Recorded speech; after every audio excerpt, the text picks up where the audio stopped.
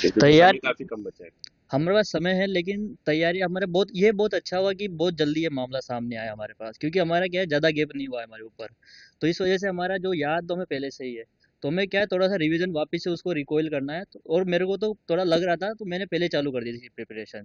तो उसमें मेरे को रिवीजन करना है, और हमारे एनवी सर अभी क्रैश कोर्स के नाम से हमारे कोर्स लगा ही रहे हैं। तो इस वजह से हम उसी की ज़्यादा हमारे बहुत अच्छी तैयारी हो जाएगी उसके बाद। पहले जो पेपर दिया था, अभी जो हाल ही में पेपर दिया था, उसमें कितनी उम्मीद थी आपको?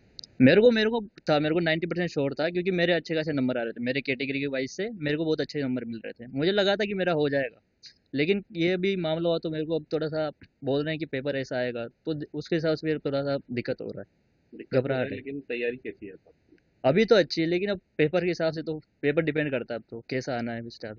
ठीक है, नाम बता दें आपका। मेरा नाम धीरज कुमार मीणा है। ठीक। पेपर की डेट डिसाइड हो गई है, तैयारियां कैसी है अब आप लोगों की?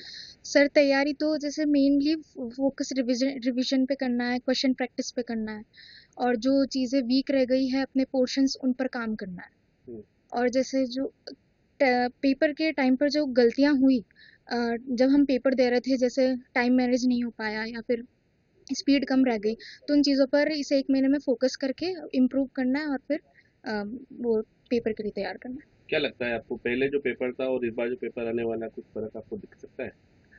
हार्ड होगा शायद पेपर पहले से, तो क्योंकि रीनीट के जो पहले पेपर्स थे वो देखे मैंने, तो वो हार्ड ही लग रहा है उनका लेवल।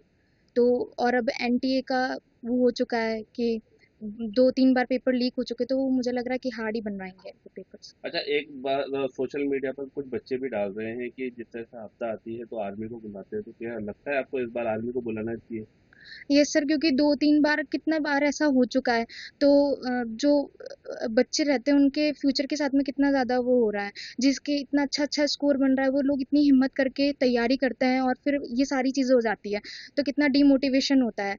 और कितनी हिम्मत करके बच्चे सब कुछ करते हैं, और फिर वापस से हम लोगों की तो इतनी चेकिंग्स करी जाती है, और वो खुद उनकी तरफ से इतनी लापरवाही, ये तो गलत है। क्या चाहते हो आप इस बार, सेंटर पर क्या होना चाहिए?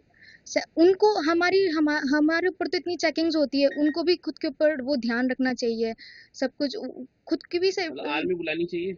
Yes sir. क्या, किसको बुलाना चाहिए? सर ये तो अभी मुझे इतना नॉलेज नहीं है, पर हाँ कुछ तो करना ही चाहिए। ठीक है, नाम बता दें आपका। रक्षिता।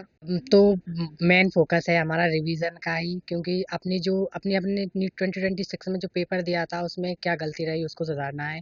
मेरी गलती ये थी कि टाइम मैनेजमेंट के कारण मेरे कई सारे क्वेश्चन छूट गए थे, जिससे मेरे एक्सपेक्टेड स्कोर 532 तक आ रहे थे। तो मुझे मेन फोकस रिवीजन पे करना है। मेरी पहले भी तैयारी बढ़िया थी, और 1 मंथ है अभी भी, और मेरी तैयारी को ज़बरदस्त करने के लिए 1 मंथ ही काफ़ी है वैसे। और अब मुझे ज़्यादा ध्यान देना है टाइम मैनेजमेंट पे, क्योंकि मैंने भी बहुत सारे देखे हैं, बहुत सारे स्टूडेंट का टाइम मैनेजमेंट के कारण क्वेश्चन छूटे हैं। चाहे पेपर मॉडरेट मॉडरेट आया था नीट 2026 में, इसलिए वो टाइम मैनेजमेंट के कारण अपने क्वेश्चन छूट गए थे। तो इसलिए ज़्यादा ध्यान टाइम मैनेजमेंट पे देना है, और इस 1 मंथ में फुल रिवीजन करना है, हर दिन 2 टेस्ट, फुल सिलेबस टेस्ट देना है। और ये सुरक्षा की अगर बात की जाए तो किस तरह की सुरक्षा होनी चाहिए? बिल्कुल हमारी चेकिंग की जाती है, तो आर्मी अब की बार बुलानी चाहिए, क्योंकि इतना 2-3 बार हो चुका है लीक का पेपर मामला है, तो आर्मी बुलानी ही चाहिए अब की बार एनटीए को। ठीक है, नाम बता दें आपका। अनिल प्रजापति।